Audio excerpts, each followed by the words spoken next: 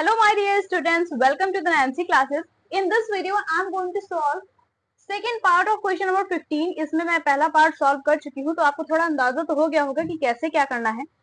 तो भाई सिंपल सा फॉर्मूला है, area of rectangle is equal to length into breadth. ये तो भाई साइड की बात है, इसको ध्यान मत दो, अभी ये बहुत लास्ट में आना है। इसमें करना है अपना मिडिल टर्म स्प्लिटिंग। उसके लिए पहले 35 का 12 से मल्टीप्लाई करके देखो कि आपका आगे क्या आ रहा है। 12 5 66, 12 3 30, 420। ठीक है, मतलब मल्टीप्लाई करने पर 420 आना चाहिए। और 13 को कुछ ऐसे एडिशन या सब्ट्रैक्शन करके ऐसे करो, ऐसे स्प्लिट करो कि आपका वो मतलब माइनस करने पर या प्लस करने पर 13 आए। तो ऐसी कौन सी वैल्यू हो सकती है? देखो, अगर आपको नहीं पता चलता है ना कि ये हम कैसे वैल्यू निकालें कि किसका एडिशन करने पर 13 आएगा, किसका सब्ट्रैक्शन करने पर 13 आएगा, आप सिंपली 420 का कर लीजिए फैक्टर। ये आएगा 210, ये होगा 2 1 जा 5 एंड 5 2 1 3 7 7 1। आपके फैक्टर्स निकल के आए हैं। अब इन दोनों में कुछ कुछ ऐसी मल्टीप्लाई करके वैल्यूज निकालो जिनका एडिशन और सब्ट्रैक्शन करने पर आपको 13 आ जाए। ठीक है, 7 3 जा 21, 5 2 जा 10, 5 2 जा 10 एंड 10 2 जा 20। भाई प्लस माइनस करने पर ये ऐसी कोई वैल्यू तो आ नहीं रही है।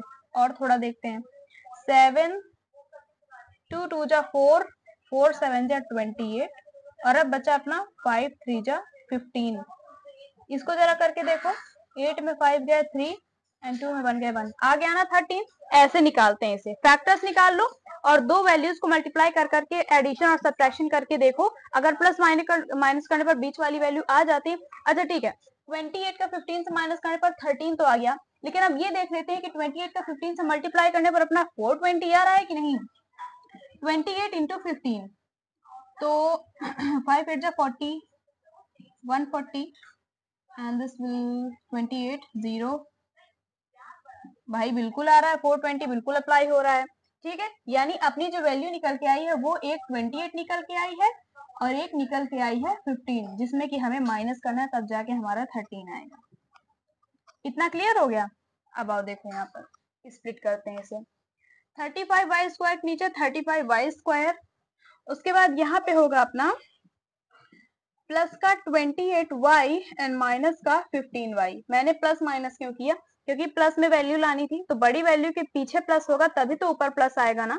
और ये होगा माइनस का 12। इतना क्लियर हो गया? अब ये 35y स्क्वायर में और 28y में थोड़ा कॉमन निकालो, किससे मिलता जुलता रहा है भाई। 35 और 28 आपका 7 की टेबल में आता है और दोनों में y भी है, यानी एक y भी कॉमन आ जाएगा। ये आ जाएगा 7y। 7 5 तो 35। अब एक y आपका बाहर निकल के आ चुका है, तो एक y आपका अंदर रह जाएगा और प्लस में 7 4 जा 28, और y जो आपका बाहर निकल के आ चुका है, तो अंदर के लिए कुछ बचा नहीं है। अब यहाँ पे होगा 15 और 12 आपके 3 की टेबल में आते हैं, तो माइनस का 3 कॉमन लो और आपका आ जाएगा 5y minus minus plus and 3 4 जा 12।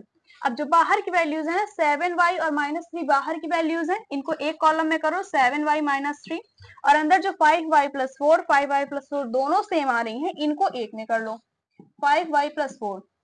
ये आपकी निकल के आई है लेंथ और ये आपकी निकल के आई है ब्रेथ।